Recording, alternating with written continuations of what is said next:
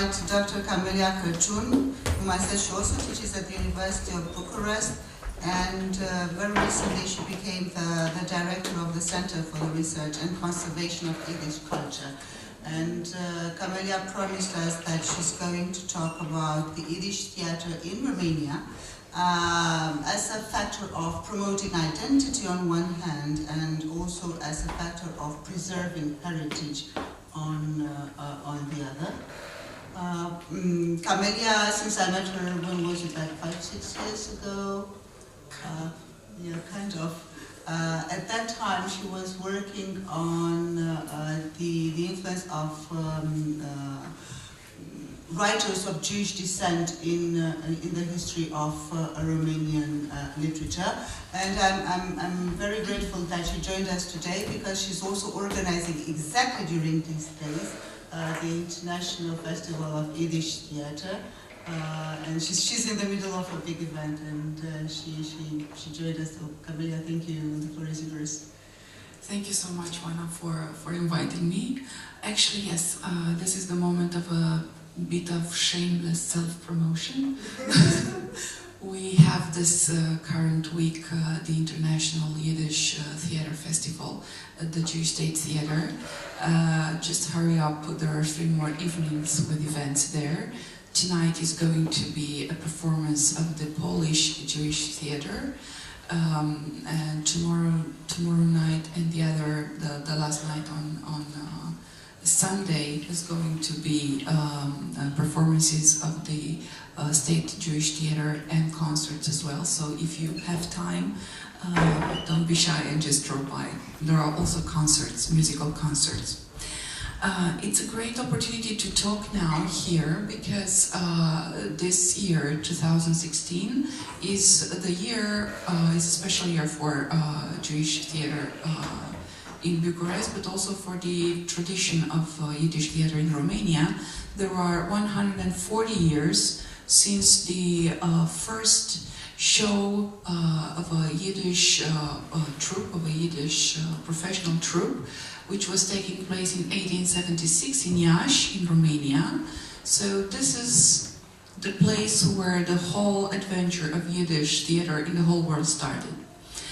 And since we are in a whole year of events, during the whole year, once a month, I organized reading theater shows for everybody, trying to present episodes from the history of Yiddish theater. And I'm going to tell you a short story of Yiddish theater in Romania, using a little bit of the artistic vocabulary of the theater. So I'm thinking about it in acts, 1st, 2nd, 3rd. Now, technically, we should be in the epilogue, but luckily it's not the case, because more and more Yiddish theater, Jewish state theater in Romania is becoming more and more active and more energetic. And the whole story that I'm going to tell you is practically the transition from a cultural phenomena which started as a strong identity-shaping device, and now currently being transformed into a heritage preservation activity. And it's very important, since recently, actually on the same day that 140 years ago the first performance took place, 19th of August, we had the establishment of the Yiddish Research Center within the theater. So it's my honorable duty to announce it. I also published in the honor of this year history of Yiddish theater up to date, which includes not only historical part, the presentation of the beginnings, period, current day situation of the Yiddish theater in Romania, but also a presentation of the activity of the State Jewish Theater, which very soon is going to have like 70 years of activity. But without further ado, let me present you what I had in mind.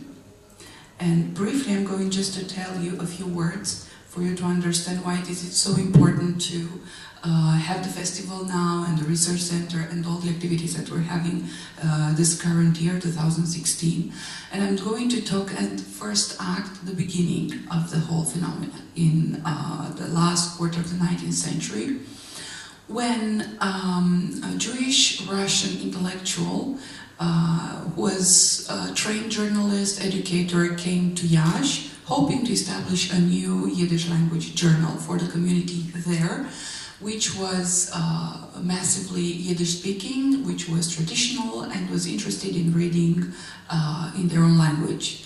So he came in Iași in 1876 to establish a journal, but then he became being interested in the local theater, the Romanian theater, which was already established for a couple of decades, and he was persuaded to establish the first Yiddish language theatrical troupe, which started to perform in August. This is the very person we're talking about, Avram Goldstein, who took the initiative of introducing this habit of going to theater, of acting, and of writing plays to a public which is not familiar at all to this kind of entertainment. So he was the playwright, he was the actor, he was the one who educated the public in order to be interested in this type of entertainment. He created basically everything. And this is one of the places where the first performances were taking place. To the idealistic researchers, I have to say that it was not very, how should I say, organized or very comfortable to do theater in those times, especially Yiddish theater, since the first performances were taking place in beer garden, in pubs, in wherever the audience were interested to listen to Yiddish language shows. And something like this also the Pomul Verde beer garden in Iași looked like. This is a place where Goldstein and his troupe performed in the following year in 1877 in Bucharest. It's Žignica Garden. It's an outdoor place which is acceptable for the summer, but in winter there's a big problem. How to act, how to gather a crowd to listen to you, and how to change clothes and scenography and so on and so forth. So it was a big challenge to establish theater and the theatrical culture in that period within the Jewish community. So one very interesting thing to say is that the first article, the first mentioning in the public documents, in press for example, of the existence of a Yiddish theater or of Yiddish performances in Romania was the result of Mihail Eminescu, the Romanian national poet, who was German-speaking, he was a Germanist, and he was able to understand Yiddish even without learning it. So this is the so-called birth certificate of the Yiddish theater in Romania, because Eminescu was a journalist for several newspapers in Iași, also for Curierul de Iași, where he wrote his first theatrical chronicle on the first performance on 19th of August, which was published on the 20th of August in 1876. He's not very flattering the texts, and it's obvious because Goldstein had in mind, first of all, to attract everybody interested in listening to Yiddish theater, to the performances. So he was localizing, he was using this method of localizing topics. He was going to one place, hearing about the anecdotes which were circulating there, and then he was dramatizing them in a play.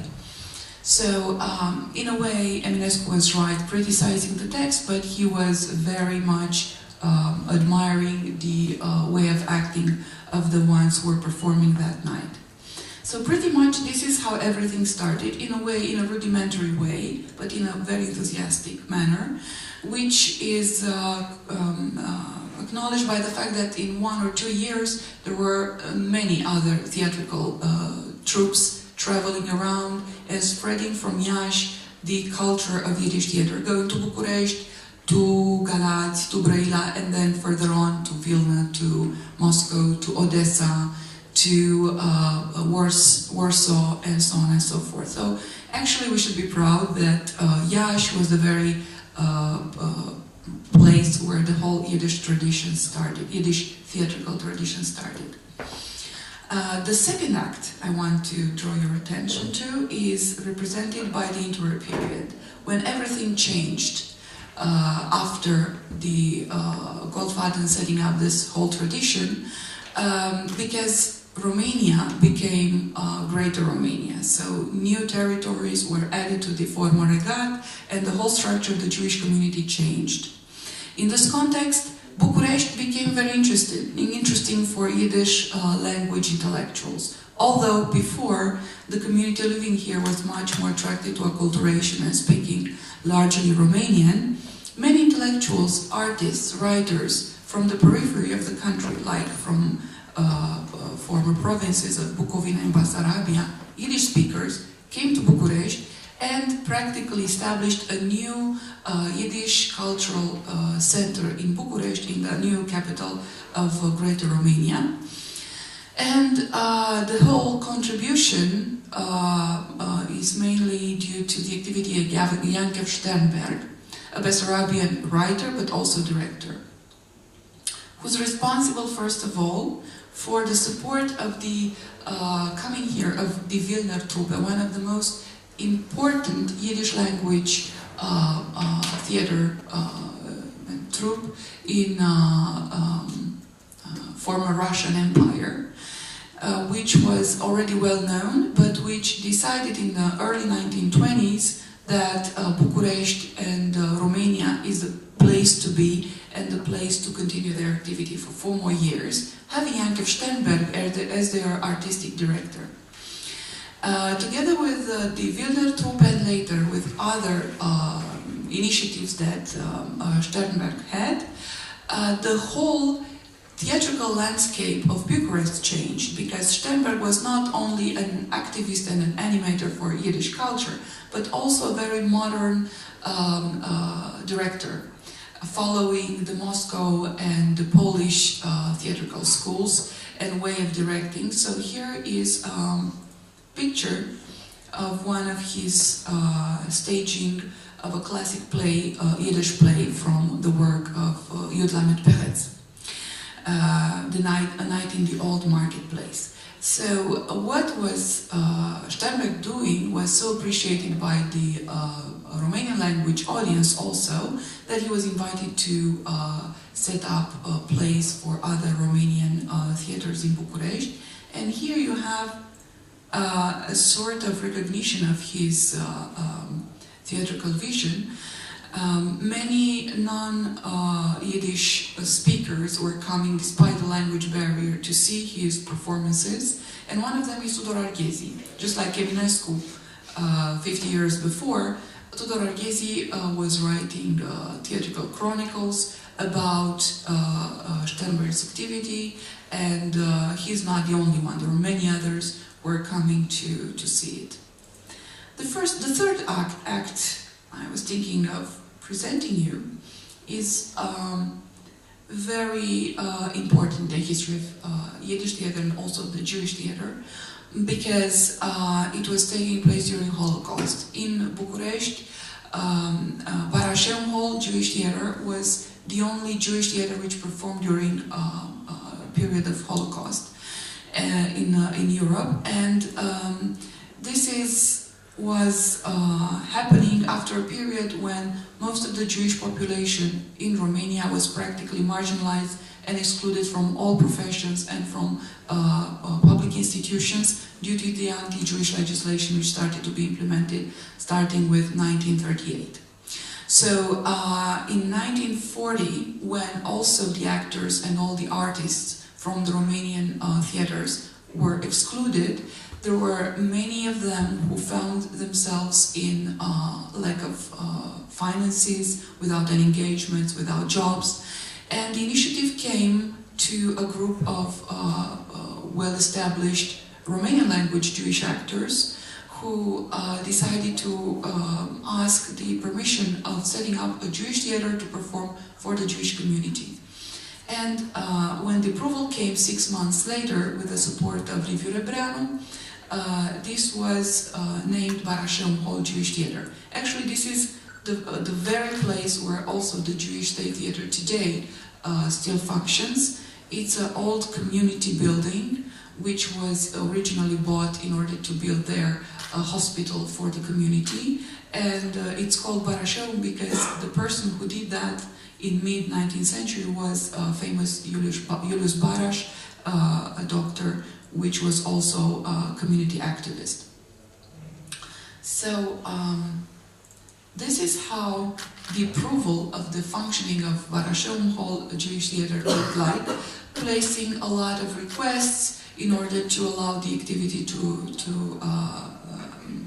continue in the theater. First of all, Yiddish could not be spoken in the theater, and everything was highly supervised by the siguranță, the secret police, in order to avoid any kind of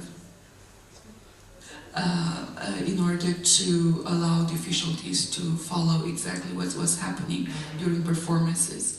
Here you have a picture from the first performances which was presented by Barașeum, which is on 1st of March 1941, Ce faci astă seară.